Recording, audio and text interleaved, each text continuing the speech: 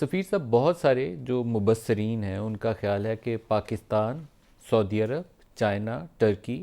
ان کو مل کے اپنے دفاع مضبوط کرنے کے لیے آپس میں ہاتھ ملانا چاہیے۔ تو کیا ایسے امکانات ہیں کہ ایران، سعودی عرب، ٹرکی اور چائنا مل جائیں اور اپنے دفاع کو مشترکہ طور پر مضبوط بنائیں؟ ہمیں یہ دیکھنا ہوگا کہ ان ممالک کو کون سے اس وقت تھریٹس کا سامنا ہے اور کون سے چیلنجز کا سامنا ہے۔ دیکھیے، اس وقت صہیونی حکومت کی یہ اسٹریٹجی ہے اور انہوں نے اس کو ایز اے حکمت عملی اپنایا ہوا ہے کہ وہ اس علاقے کی ایک برتر طاقت کے طور پہ اپنے آپ کو اس علاقے میں جو ہے وہ رکھنا چاہتے ہیں، اور اس حوالے سے امریکہ اور یورپ ان کو مکمل طور پہ سپورٹ کر رہے ہیں، اور ان کا یہ ریزالو ہے کہ وہ صہیونی حکومت کو اس علاقے کا چودھری بنانا چاہتے ہیں۔ اگر یہ الائنس آتا ہے تو میں سمجھتا ہوں کہ وہ کسی بھی اس علاقے میں کسی ملک کو طاقتور ہوتا نہیں دیکھ سکتے اور اس کی پوٹینشل کو برداشت نہیں کریں گے، اور اس صورتحال میں سمجھتا ہوں کہ ایران، پاکستان، ترکی اور سعودی عرب یہ ایک دوسرے کے ساتھ مل کے ایک الائنس بنا سکتے ہیں، اور پچھلے ادوار میں ممکن ہے کہ ان میں سے بعض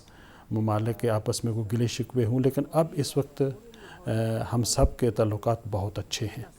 اور جو آخری جو اسٹریٹجی ہماری ہو سکتی ہے یہ ہے کہ ہمیں اس حوالے سے ایک دوسرے کے ساتھ مل جل کے اس کاز کو لے کے آگے بڑھانا ہوگا۔ میں سمجھتا ہوں کہ پاکستان اور ایران اور ترکی اگر آپس میں مل جائیں تو دنیا کی کوئی طاقت بھی ان کا مقابلہ نہیں کر سکتی، کیونکہ پاکستان کے پاس ایٹمی ہتھیار ہیں، ایران کے پاس